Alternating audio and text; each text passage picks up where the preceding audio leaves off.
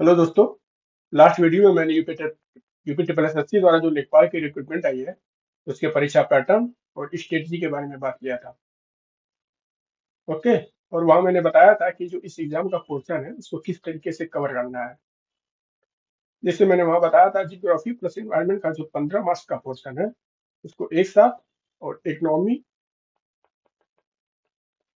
Plus rural society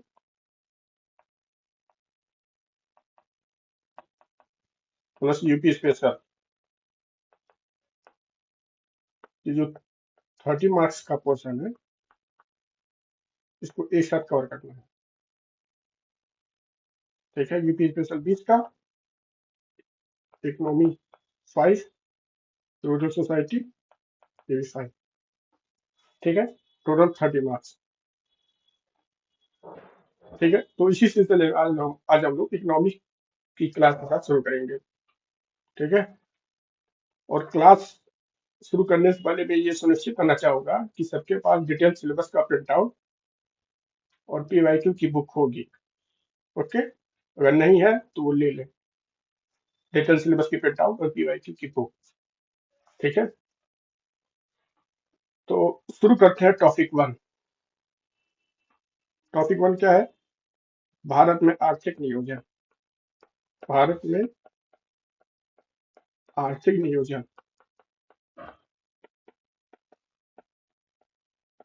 economic planning in India.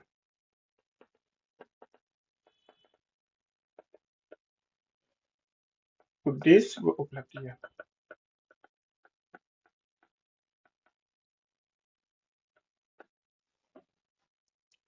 तो शुरू में समझते हैं आर्थिक नियोजन होता क्या है। ठीक। आर्थिक नियोजन दो शब्दों से मिलकर बना है। पहला है आर्थिक, दूसरा है नियोजन। ठीक है, तो आर्थिक क्या होता है? ठीक है, अर्थ मतलब धन होता है। ठीक है, और आर्थिक मतलब हो गया धन से संबंधित। और नियोजन मतलब क्या होता है? योजना बनाना। ठीक है, तो आर्थिक नियोजन का ये मतलब हो गया, ठीक है, सिंपल शब्दों में, धन से संबंधित योजना बनाना। ठीक है, योजना हम बनाते हैं तो किसी काम सिस्टमेटिक ढंग से करते हैं। ठीक है, इसीलिए आर्थिक नियोजन में जो धन होता है, ठीक है, उसको सिस्टमेटिक ढंग से ही खर्च किया जाता है। ठीक है, तो इसी काम को गवर्नमेंट भी करती है। ठीक है, गवर्नमेंट क्या करती है? गवर्नमेंट के पास जो धन है, धन इन द सेंस केवल रुपया पैसे से नहीं होता है। ठीक है, वो कोई भी चीज जिसकी मॉनेटरी वैल्यू है वो धन हो गई। ठीक है, जैसे मान लो एग्जाम्पल है, जैसे मान लो ये पेन से मैं लिख रहा हूँ, ठीक है, इसकी कोई मॉनेटरी वैल्यू होगी ना, ये धन आ जाएगा, ये मतलब धन में आ जाएगा। ठीक है, तो मान लो नीचे से हम कुछ उठाते हैं, धूल उठा ली, इसकी कोई मॉनेटरी वैल्यू है? नहीं है। ठीक है, वो धन में नहीं आएगा। ठीक है, तो किसी भी चीज की मॉनेटरी वैल्यू है हो गई, ठीक है, वो धन में आ जाएगा। ठीक है, तो गवर्नमेंट यही करती है कि जो देश में जो उसके पास रिसोर्सेज है, ठीक है, जो देश में उपलब्ध संसाधन है उसका उपयोग करके देश के आर्थिक सामाजिक विकास के लिए, ठीक है, निर्धारित समय में योजना बना के मतलब उसको वो करती है, मतलब लागू करती है। ठीक है, सिंपल शब्दों में डिफिनेशन ये हो गया कि देश में उपलब्ध संसाधनों का उचित उपयोग करके देश के आर्थिक सामाजिक विकास विकास के लक्ष्य निर्धारित करके उसको पूरा करना। ठीक, तो इस डिफिनेशन में एक टर्म यूज हुआ है, उपलब्ध संसाधन। ठीक है, अभी मैंने पीछे बताया है कि उपलब्ध संसाधन मतलब क्या होता है। ठीक है, उपलब्ध संसाधन मतलब एक तरह से धन ही हुआ ना, अभी मैंने धन को समझाया है। ठीक है,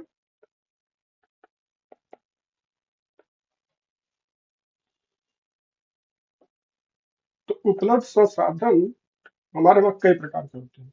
ठीक है,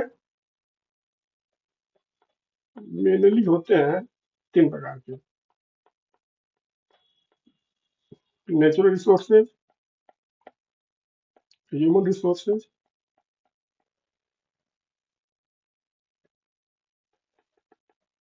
तीसरा है capital resources.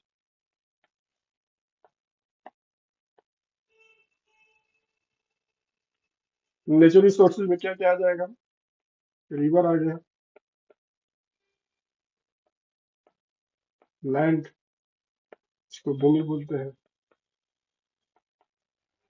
Forest, minerals. Minerals में क्या आएंगे? ठीक है, जैसे कोल, पेट्रोलियम, आयरन। ठीक है,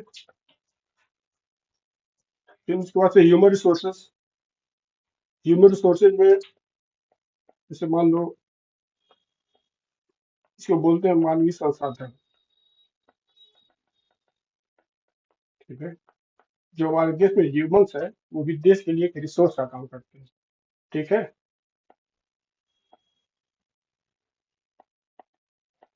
रिसोर्स कैसे?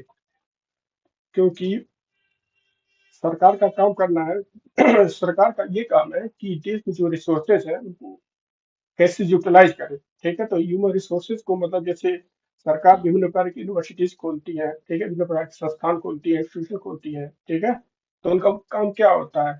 सरकार जो देश में रिसोर्सेज है उनको स्किल करके उनका यूटिलाइज करना। ठीक है, जिससे वो देश के सामाजिक आर्थिक विकास में हेल्प कर सके। ठीक है, ये जो फार्मर्स है हमारे, ये भी देश के लिए ह्यूमन रिसोर्सेज ही है। ठीक है, हमारी जो यूथ पॉपुलेशन है ये भी ह्यूमन रिसोर्सेज ही है। ओके, उसके बाद से आता है कैपिटल रिसोर्सेज। कैपिटल रिसोर्सेज में आपका आ गया मशीनरी, मतलब गवर्नमेंट जो प्लांट और मशीनरी वगैरह है। ठीक है, इसके अलावा गवर्नमेंट कंपनीज, रेल, ट्रांसपोर्टेशन। ठीक है,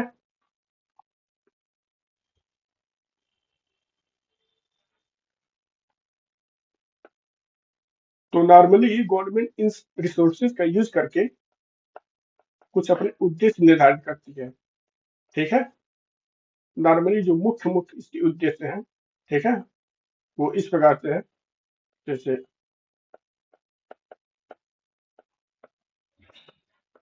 राष्ट्रीय आय में वृद्धि,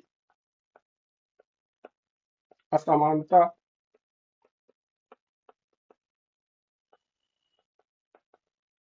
गरीबी उन्मूलन। ठीक, आधुनिकीकरण। आधुनिकीकरण मतलब टेक्नोलॉजी के माध्यम से, ठीक है,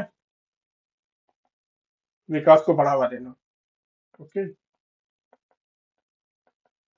फिर आत्मनिर्भरता।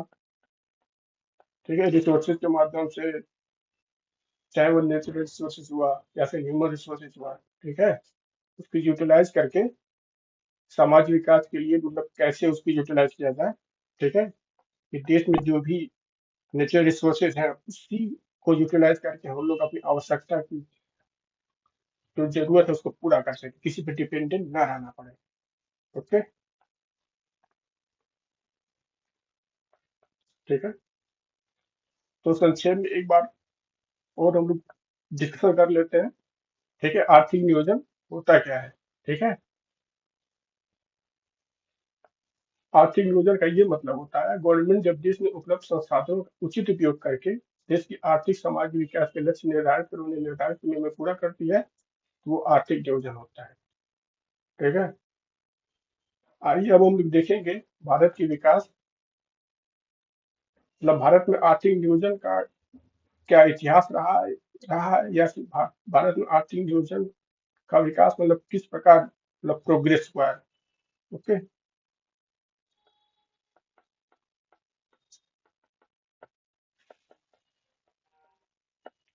ये एग्जाम पॉइंट से एक बहुत महत्वपूर्ण टॉपिक है। ठीक है, और परीक्षा में इससे क्वेश्चन आने की संभावना है। ठीक है, बहुत से परीक्षाओं में देखे गए कि यहाँ से क्वेश्चन आए हैं।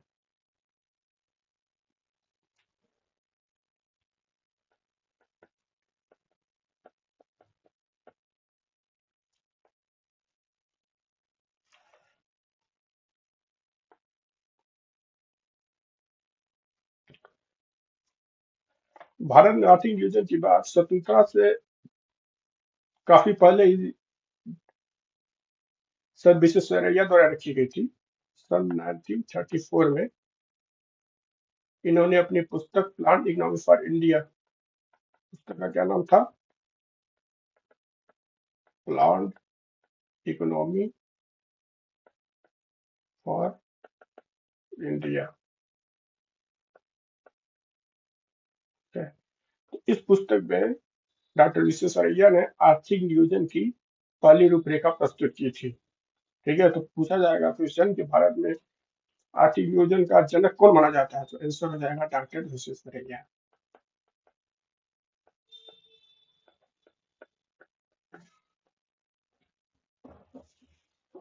ठीक है।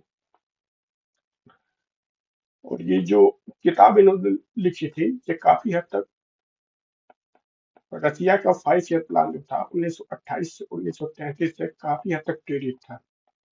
ठीक है, लेकिन ऐसा नहीं था कि उन्होंने रसिया की ही मतलब इस योजना से फुल्ली प्रेरित होकर उन्होंने ये किताब लिख दी थी, ऐसा कुछ नहीं था। ठीक है, क्योंकि 1920 में भी वो अपनी एक किताब लिख चुके थे, रिकंस्ट्रक्टिंग इंडिया, भारत का पुनर्निर्माण। ठीक है, उसके बाद से जब उन्होंने 1934 में एक किताब लिखी,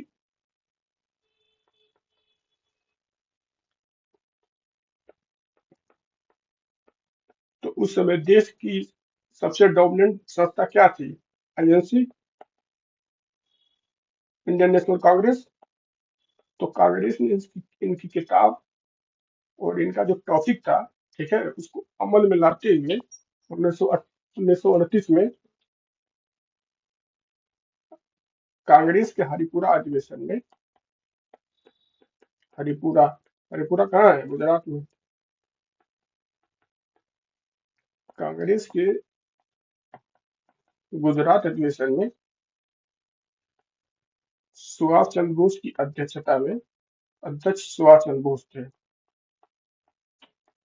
एक कमेटी का गठन किया। कमेटी का नाम था NPC, national planning committee.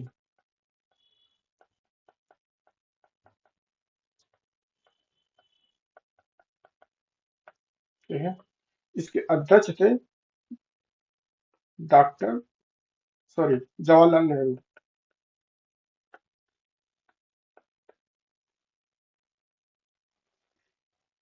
Okay, तो 1938 में कांग्रेस के हरिपुरा अधिवेशन में नेशनल प्लानिंग कमेटी की स्थापना हुई। ठीक है, और एनपीसी नेशनल प्लानिंग कमेटी के अध्यक्ष थे जवाहरलाल नेहरू। ठीक है, और ये पूछेगा कि जब एनपीसी की स्थापना हुई तो उस समय कांग्रेस का अध्यक्ष कौन था, तो वहां पे आंसर दूसरा हो जाएगा, वो हो जाएगा सुभाष चंद्र बोस। ठीक है,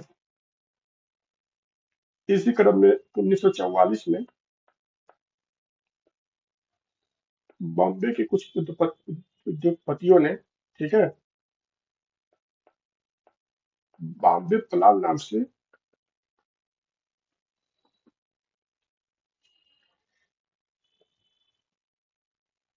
एक नई योजना का विचार रखा।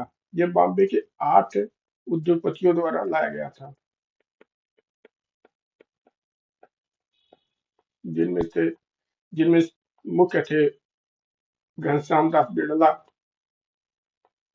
टाटा, जॉन मथाई, आदर्शी दलाल। टोटल 8 लोग थे। ठीक है,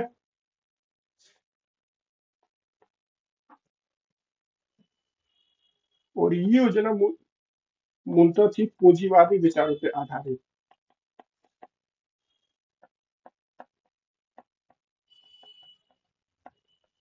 जो 1944 में बॉम्बे प्लान लाया गया था, वो बेसिकली किस पे आधारित था? पूंजीवादी विचारों पे आधारित था। ठीक है, और पूंजीवाद क्या होता है? पूंजीवाद ये होता है कि देश में जो उत्पत्ति के साधन है, उत्पत्ति के साधन मतलब जो देश में रिसोर्सेज हैं, ठीक है, उस पे निजी स्वामित्व होता है। ठीक है, निजी स्वामित्व मतलब देश में औद्योगिकरण करना है तो सरकार की भूमिका इसमें नहीं रहती है। ठीक है, तो इसमें निजी लाभ के साथ साथ देश का लाभ भी होता है। बहुत सारे देश इसी कॉन्सेप्ट पे काम काम करते हैं। लेकिन उसी समय 1944 में एक और ग्रुप था, ठीक है, जो इस पूंजीवादी कॉन्सेप्ट से सहमत नहीं था। ठीक है, तो उन्होंने लाया जन योजना, जिसको कहते हैं पीपुल्स प्लान। ठीक, ये आधारित था साम्यवादी विचारों पे।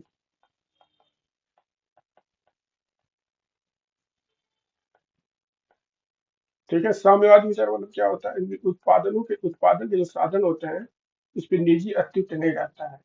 ठीक है, चीजें गवर्नमेंट के माध्यम से ही रेगुलेट होती हैं। ठीक है,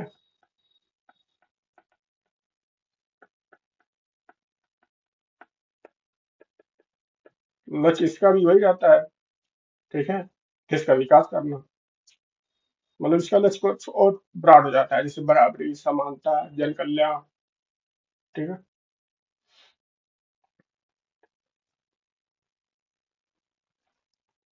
इन सबों के बाद 1943 में गांधी जी के एक फॉलोअर थे, ठीक है, श्री मन्ना राय। इन्होंने गांधीवादी योजना का कॉन्सेप्ट रखा।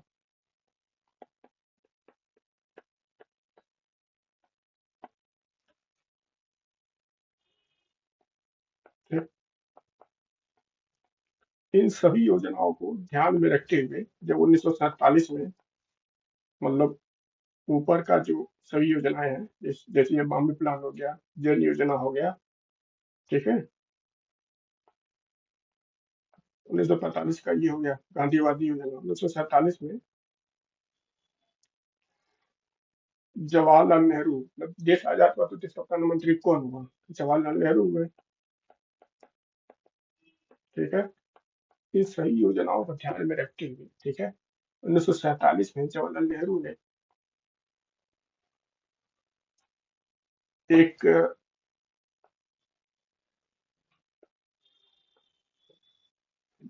मिश्र योजना का मतलब प्रतिपादन किया, जिसमें पूंजीवादी अर्थव्यवस्था के भी गुण हो, ठीक है, मतलब निजी अर्थव्यवस्था भी हो और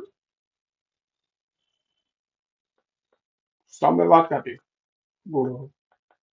ठीक है, सीधे शब्दों में कहा जाए कि मिश्रित अर्थव्यवस्था का कॉन्सेप्ट दिया। ठीक है, और इसी मिश्रित अर्थव्यवस्था को कॉन्सेप्ट में को ध्यान में रखते हुए योजना आयोग की स्थापना का योजना आयोग की स्थापना का शुभारंभ हुआ। ठीक है, इसके बाद 1950 में योजना आयोग का स्थापना होता है। ठीक है, तो इसके बाद हम नेक्स्ट वीडियो में देखेंगे कि योजना आयोग का स्थापना मतलब कैसे हुआ, योजना आयोग के माध्यम से कौन कौन सी योजनाएं लाई गई अभी तक। ठीक है, योजना आयोग जब बना उसके बाद से औद्योगिक नीति किस प्रकार आई। ठीक है, तो सभी योजनाओं का हम लोग डिस्कशन करेंगे, योजना आयोग और इससे संबंधित सभी योजनाओं का नेक्स्ट वीडियो में। ठीक है, वीडियो देखने के लिए धन्यवाद।